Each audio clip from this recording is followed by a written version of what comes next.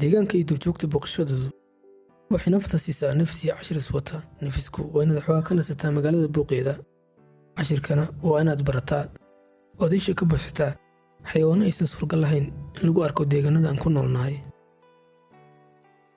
dalkeena Soomaaliya duurjoogtu way kasii dabargo'aysaa oo qaarna waa la dilay, qaarna waxay galeen dalalka deriska si ay uga baxsadaan in la ugaarsado. waqtigan Soomaaliya ma jirto kaymo u gaar ah duurjoogta oo loo dalxiis tago, dowladduna ay ilaaliso. si aan taas uga bogto, waxaan booqday beerta xayawaanada Kenya oo dhul aad weyn ku fadhisa, si gaar ah halka lagu xanaaneeyo xayawaanka gariga. xaafadda Islii ayuu ka bilowday safarkaygii anigoo u jeestay Langata oo ay ku taal beer lagu xanaaneeyo xayawaanada, gaar ahaan gariga oo ah kan ugu dheer duurjoogta. macquul inay jiraan xayawaano kale oo gariga ka dheer, laakiin inta aan ogahay isaga ayaa ku dheer. Islii iyo Langata waxaa u dhaxaysa masaafo uu gaarigu cabaar u soconayo, waana isla Nairobi gudaheeda oo magaalada lagama baxayo. Nairobi waa magaalada kaliya ee dunida oo dhan loo diiwaan geliyey inay leedahay beero xayawaan oo magaalada ku dhex taal, waana Nairobi National Park. waxaan socday baan gaaray halkii aan gaaris lahaa oo ah goobta lagu magacaabo Giraffe Center.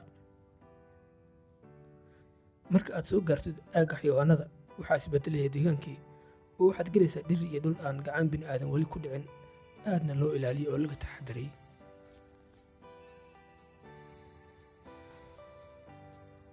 boorka magaca ku qoran yahay iyo sumadda goobta ayaa ku salaamaysa durbadiiba markii aad soo gaarto oo kugu soo dhaweynaysa Giraffe Center.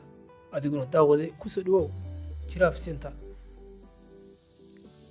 runtii aad ayaa u jeclaysanaysaa halka ay ku taalo oo waxaad isleedahay ayaa ku nagaada dhowr beri, laakiin ma kula tahay in xayawaanada qaar oo halkan ay hoy u tahay in la degi karo?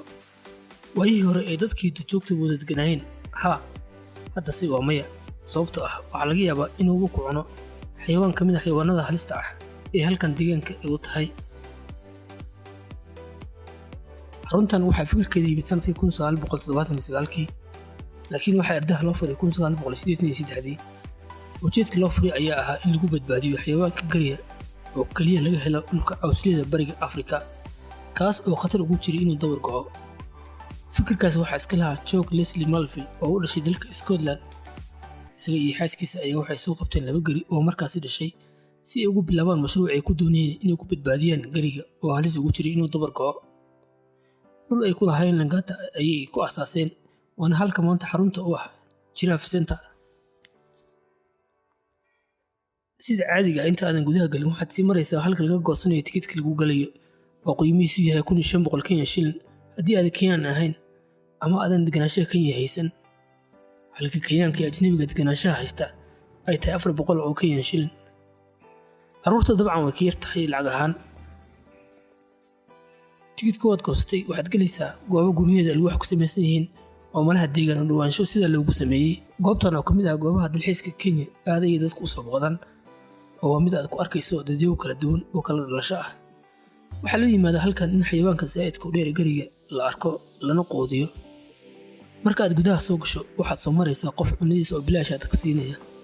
qof kasta oo la siiyo cunada wuxuu aadayaa goob yara sarreysa oo gariga laga daawado waxna laga siiyo. xayawaanka gariga dharkiisa dartiis waxa uu awoodaa in qoortiisa ay soo gaarto halka dadku saaran yihiin waxna la siiyo. dadka qaar ayaa danaynaya inay isu sawiraan iyagoo wax siinaya, waana mid keenta in saxmad noqoto oo dadku ay ku xoomaan. qof kasta waxa uu sugayaa inuu mar cunada siiyo, gariguna marba dhinac ayuu aadayaa. ilaa 3 gari ayay dadku wax siinayeen. markan oo markii cunada la siin lahaa, qofba mar ayuu u taagayaa, laakiin lama rabo in laga xanaajiyo oo goobta wax ku sugan rag iyo dumar loo carbiyey inay xayawaanada xanaaneeyaan oo ay fahmaan. sidoo kale waxay yaqaanaan dabeecadaha gariga iyo sida ay tahay in wax loo siiyo. intii aan joogay waxay indhahigu qabteen ilaa 3 gari oo dadku isku dalayaan inay wax siiyaan. dadka qaar ayaa ka cabsanaya, qaar way siinayeen. waxay ahayd jawi yar oo si u macaan qosolkiisana wata. mid ka mid ah gariyada ayaa maalintaas u muuqday mid yara caraysan.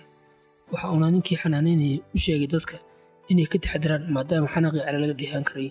waxa uu sheegay dadka inay xayawaanada kale ama gariyada kale ay siiyaan oo u wareegaan dhanka kale. cid kasta isaga ayaa u sharaxay dabeecadaha gariga. iyo sida ay tahay in wax loo siiyo.